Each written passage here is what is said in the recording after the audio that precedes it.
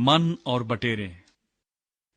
پھر وہ علیم سے روانہ ہوئے اور بنی اسرائیل کی ساری جماعت ملک مصر سے نکلنے کے بعد دوسرے مہینے کی 15ویں تاریخ کو سین کے بیابان میں جو علیم اور سینا کے درمیان ہے پہنچی، اور اس بیابان میں بنی اسرائیل کی ساری جماعت موسیٰ اور ہارون پر بڑبڑانے لگی، اور بنی اسرائیل کہنے لگے، کاش کہ ہم خداوند کے ہاتھ سے ملک مصر میں جب ہی مار دیے جاتے، جب ہم گوشت کی ہانڈیوں کے پاس بیٹھ کر دل بھر کر روٹی کھاتے تھے، کیونکہ تم تو ہم کو اس بیابان میں اسی لیے لے آئے ہو کہ سارے مجمع کو بھوکا مارو۔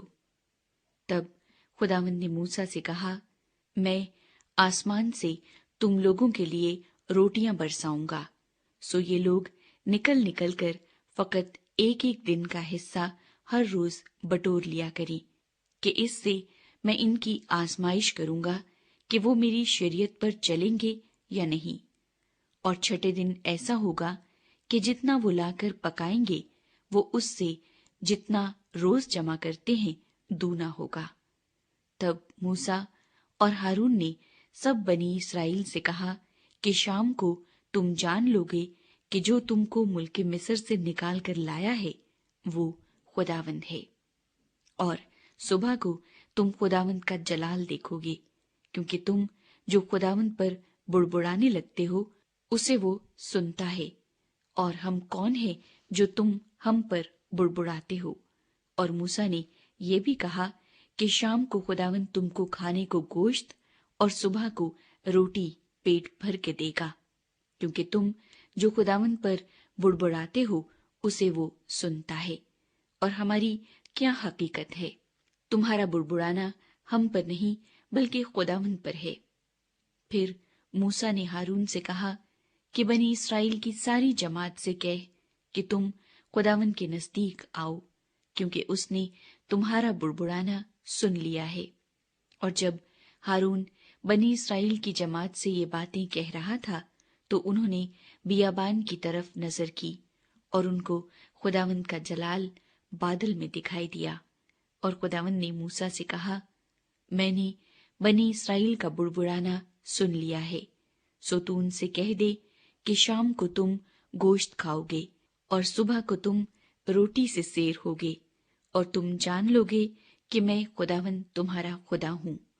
اور یوں ہوا کہ شام کو اتنی بٹیریں آئیں کہ ان کی خیمہ گاہ کو ڈھانک لیا، اور صبح کو خیمہ گاہ کے آس پاس اوس پڑی ہوئی تھی، اور جب وہ اوس جو پڑی تھی سوکھ گئی تو کیا دیکھتے ہیں کہ بیابان میں ایک چھوٹی چھوٹی گول گول چیز، ایسی چھوٹی جیسے پالے کے دانے ہوتے ہیں، زمین پر پڑی ہے۔ بنی اسرائیل اسے دیکھ کر آپس میں کہنے لگے، من، کیونکہ وہ نہیں جانتے تھے کہ وہ کیا ہے۔ تب موسیٰ نے ان سے کہا، یہ وہی روٹی ہے جو خداوند نے کھانے کو تم کو دی ہے، سو خداوند کا حکم یہ ہے کہ تم اسے اپنے اپنے کھانے کی مقدار کے موافق، یعنی اپنے اپنے آدمیوں کے شمار کے مطابق فی کس 1 اومر جمع کرنا، اور ہر شخص اتنے ہی آدمیوں کے لیے جمع کرے جتنے اس کے ڈیرے میں ہوں۔ چنانچہ بنی اسرائیل نے ایسا ہی کیا، اور کسی نے زیادہ اور کسی نے کم جمع کیا۔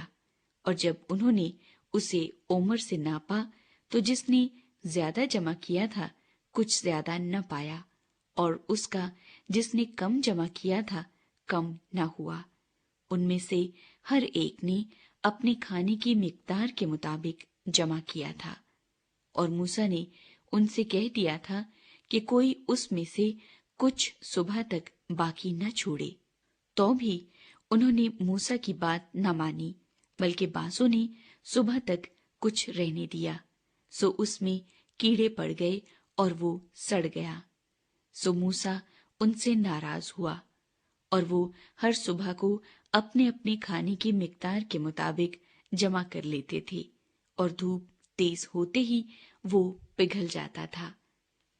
اور چھٹے دن ایسا ہوا کہ جتنی روٹی وہ روز جمع کرتے تھے اس سے دونی جمع کی، یعنی فی کس 2 ओमर और जमात के सब सरदारों ने आकर ये मूसा को बताया।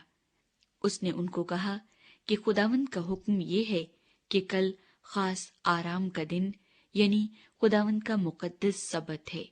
जो तुमको पकाना हो पका लो, और जो उबालना हो उबाल लो, और वो जो बच रहे उसे अपने लिए सुबह तक महफूज रखो।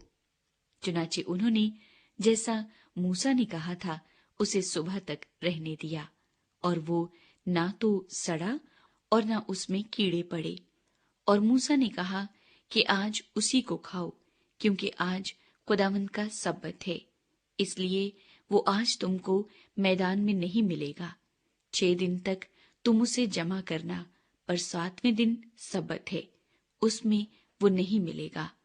और 7वें दिन ऐसा हुआ कि उनमें से बाज आदमी मन बटोरने गए, पर उनको कुछ नहीं मिला। तब खुदावंद ने मूसा से कहा कि तुम लोग कब तक मेरे हुक्मों और शरीयत के मानने से इनकार करते रहोगे?